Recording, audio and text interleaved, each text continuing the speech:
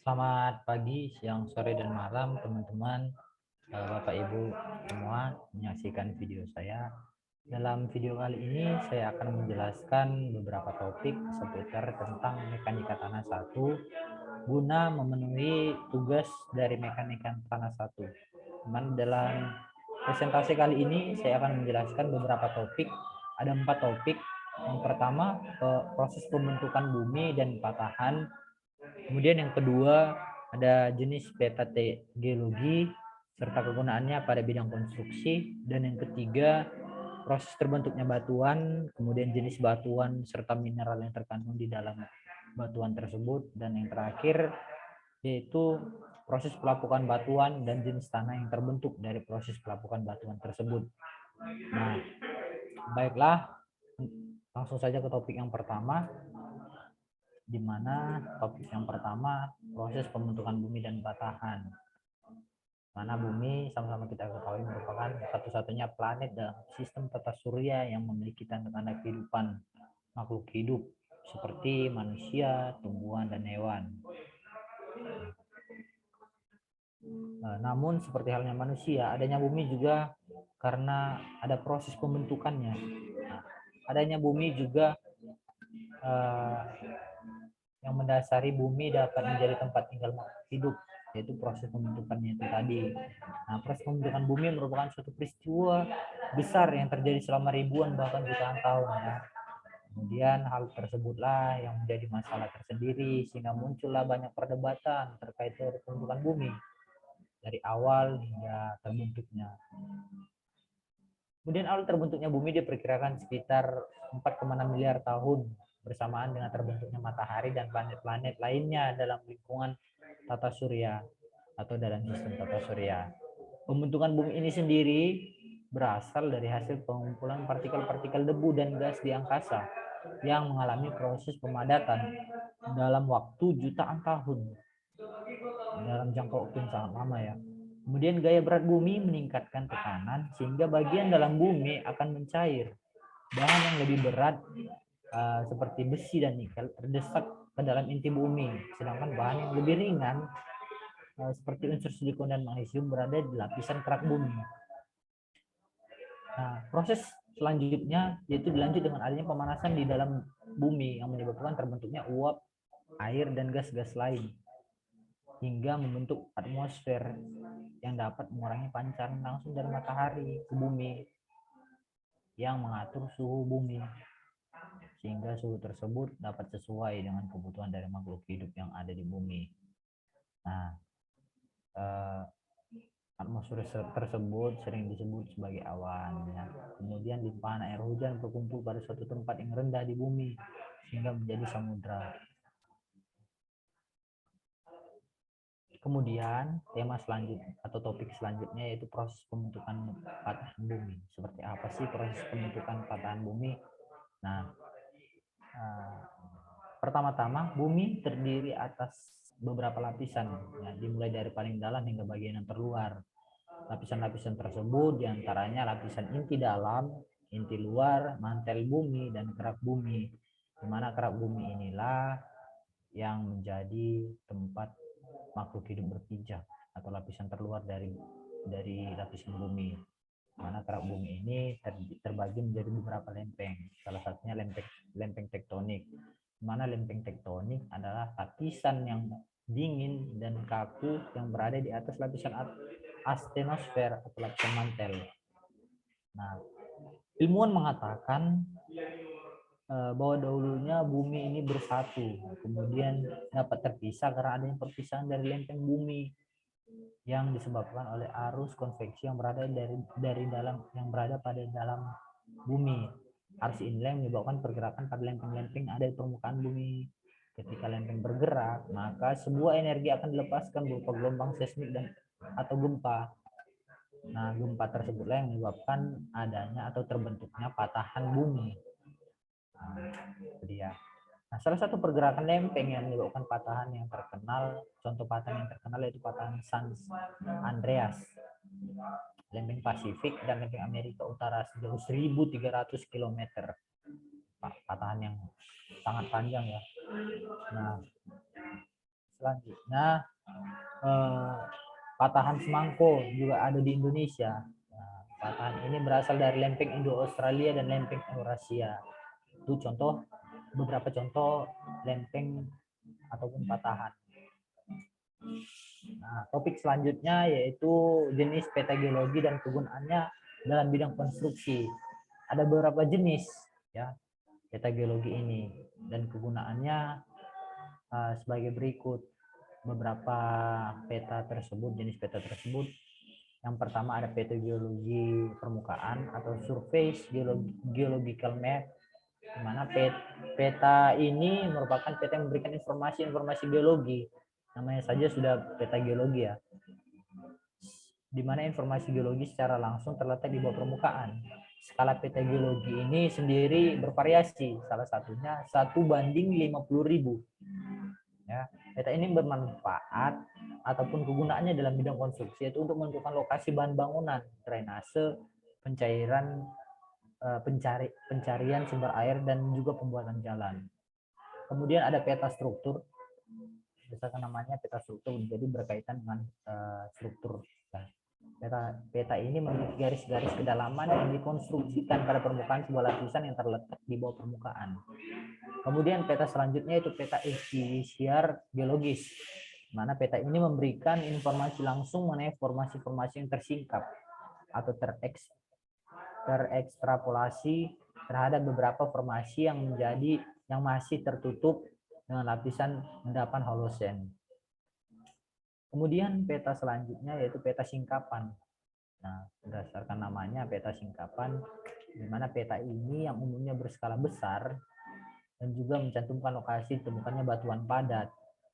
Peta ini memberikan informasi yang berasal dari pemboran serta sifat batuan dan kondisi strukturalnya. Peta singkapan berguna untuk menentukan lokasi ditemukannya batuan tertentu, di mana peta ini biasanya digunakan pada konstruksi ataupun pertambangan untuk menentukan jenis batuannya dan kandungan-kandungannya. Kemudian ada peta hidrogeologi. Dari namanya saja hidro berarti berkaitan dengan air, di mana peta ini menunjukkan kondisi air tanah yang terdapat pada daerah yang dipetakan. Peta ini dapat diketahui juga lapisan kedap air dan tidak kedap air, di mana dalam membangun sebuah bangunan atau konstruksi penting untuk diketahui kondisi tanah dari lokasi di mana bangunan akan didirikan untuk menghindari hal-hal yang tidak diinginkan. Ya. Kemudian ada peta isopek, mana peta ini menggambarkan garis-garis yang menghubungkan titik-titik sebuah formasi ataupun lapisan dengan ketebalan yang sama. Kemudian yang terakhir ada peta fotogeologi, mana peta ini dibuat berdasarkan pada interpretasi dari foto udara, di mana peta ini tidak bisa dibuat-buat, melainkan berdasarkan dengan keadaan yang sebenarnya atau keadaan yang ada di lapangan. Kemudian topik selanjutnya proses terbentuknya batuan. Bagaimana sih proses terbentuknya batuan? Ya. Nah, batuan perlu diketahui dulu pengertian dari batuan. Batuan merupakan kumpulan dari beberapa mineral yang sejenis atau tidak sejenis yang terikat secara padat atau gembur. Batuan ini sendiri merupakan salah satu material utama penyusun bumi. Ya. Menurut proses pembentukannya, batuan dapat dibedakan menjadi 3. Nah, jadi berdasarkan proses terbentuknya ada 3 jenis batuan, yaitu batuan beku, batuan metamorf, dan batuan sedimen. Batuan beku merupakan hasil pembekuan magma, yaitu sedimen yang merupakan hasil pembekuan magma yang berasal dari dalam bumi ya. Kemudian ada batuan sedimen, di mana batuan sedimen merupakan hasil dari proses sedimentasi dan pengendapan, serta ada batuan metamorf yang merupakan hasil dari proses metamorfisme atau temperatur dan tekanan. Jadi, batuan metamorf ini dipengaruhi temperatur dan tekanan. Pembentukan batuan sendiri terjadi dalam beberapa siklus batuan. Ya. Jadi dari 3 batuan tadi, untuk terbentuknya batuan-batuan tersebut ada 3 siklusnya. Yang pertama diawali oleh magma yang menerobos ke permukaan bumi. Semakin dekat dengan permukaan, suhu atau temperatur semakin menurun, sehingga dapat terjadi proses kristalisasi atau pembekuan magma, membentuk satu kesatuan disebut batuan beku. Jadi ketika magma yang dengan suhu yang sangat tinggi dari dalam perut bumi menerobos ke permukaan bumi, terjadi perubahan suhu yang drastis ataupun yang rendah, sehingga magma tersebut mengalami pembekuan atau kristalisasi sehingga membentuk batuan beku. Proses yang selanjutnya, batuan beku kemudian dapat terangkat ke permukaan, bersentuhan dengan atmosfer, dan karena faktor-faktor fisika dan kimia, batuan tersebut dapat mengalami pelapukan dan kemudian tererosi. Kemudian terakumulasi dalam sebuah cekungan dan mengalami proses sedimentasi berupa kompaksi dan sedimentasi yang membentuk suatu badan baru, yaitu batuan sedimen. Ya. Kemudian proses selanjutnya bisa dilihat dalam PPT yang saya share di layar saya. Kemudian proses selanjutnya atau siklus selanjutnya adanya aktivitas tektonik, di mana batuan sedimen dan batuan metamorf dapat terangkat ke permukaan dan mengalami permukaan serta erosi. Batuan beku pun dapat berubah secara langsung menjadi batuan metamorf apabila mendapat temperatur dan tekanan yang cukup. Hal ini dapat terjadi karena aktivitas tektonik. Jadi semuanya berkaitan dari apa yang saya jelaskan dari awal tadi hingga di pertengahan ini, serta ke materi-materi atau topik selanjutnya juga akan berkaitan. Jadi materi yang saya sampaikan atau yang saya presentasikan berkaitan satu sama lain. Kemudian topik selanjutnya yaitu jenis batuan dan mineral yang terkandung dalam 3 jenis batuan tadi yang saya sebutkan. Yang pertama batuan beku, di mana batuan beku ini biasa disebut sebagai batuan igneous, di mana jenis batuan ini proses pembentukannya terjadi dari magma yang telah mengalami pembekuan dan pendinginan seperti yang sudah saya jelaskan sebelumnya. Nah, mineral yang terdapat dalam batuan beku ini antara lain mineral asam atau felsic minerals, contohnya bisa dilihat di layar saya, kemudian mineral bas, dan kandungan yang kedua yaitu mineral basa atau mafic minerals. Dan contoh-contohnya atau unsur-unsurnya dapat dilihat di layar atau di PPT. Kemudian batuan sedimen, mana batuan sedimen merupakan jenis batuan terbentuk di atas permukaan bumi dan dibekukan pada suhu dan tekanan udara yang rendah. Nah, mineral yang terdapat dalam batuan sedimen ini sendiri ada dua, yaitu mineral autigenik dan mineral alogenik. Mana mineral autigenik ini terbentuk di daerah sedimentasi dan langsung diendapkan. Contohnya bisa dilihat. Kemudian jenis batuan selanjutnya itu batuan metamorf. Mana batuan metamorf ini sendiri mengandung beberapa mineral, salah satu beberapa diantaranya yaitu silimanit, kyanit, klorit, andalusit, dan lain-lain. Ya, kemudian topik selanjutnya itu proses pelapukan batuan. Jadi batuan ini juga bisa mengalami proses pelapukan, di mana proses pelapukan batuan ini sendiri disebabkan oleh 3 proses. Nah, proses yang pertama yaitu pelapukan secara fisik. Jadi berarti secara fisik artinya fisik batuan itu sendiri yang mengalami pelapukan. Artinya dari batuan yang berukuran lebih besar mengalami pelapukan menjadi batuan yang berukuran lebih kecil atau material-material yang lebih kecil. Nah, itu dia pengertian dari pelapukan fisik secara fisik. Kemudian pelapukan secara kimiawi, di mana proses pelapukan ini sendiri pelapukan massa batuan di mana perubahan susunan kimiawi batuan pelapuk ikut mengalami pelapukan. Jadi batuan tersebut mengalami pelapukan secara kimiawi, materialnya itu mengalami pelapukan secara kimiawi. Faktor-faktor yang menyebabkannya sendiri ada hidrasi, hidrolisa, oksidasi, karbonasi, dan hujan asam. Kemudian pelapukan yang ketiga itu pelapukan biologi, dan namanya biologi berarti makhluk hidup, di mana pelapukan batuan disebabkan oleh makhluk hidup. Nah, kemudian pelapukan ini terjadi secara terus-menerus setelah tanah terbentuk. Nah, di mana pelapukan biologi ini sendiri itu dipengaruhi oleh makhluk-makhluk hidup. Jadi pemeran utama dari pelapukan biologi ini makhluk hidup yang ada di bumi seperti manusia, hewan, tumbuhan, dan makhluk-makhluk lainnya. Nah, dari proses pelapukan batuan yang terjadi akan terbentuk tanah dari proses pelapukan tersebut. Ya. Jadi dari ukuran lebih besar, kemudian mulai pelapukan menjadi material yang lebih kecil. Nah, material-material yang lebih kecil ini akan membentuk tanah. Nah, beberapa jenis tanah yang terbentuk dari pelapukan-pelapukan batuan itu sendiri, khususnya di Indonesia. Ya, di Indonesia ada beberapa jenis tanah. Yang pertama ada tanah aluvial, dan tanah andosol, tanah kapur, tanah regosol, tanah gambut, dan tanah litosol. Di mana tanah aluvial sendiri sering disebut sebagai tanah endapan. Jadi tanah ini terbentuk atas dasar material halus yang merupakan hasil dari endapan aliran sungai.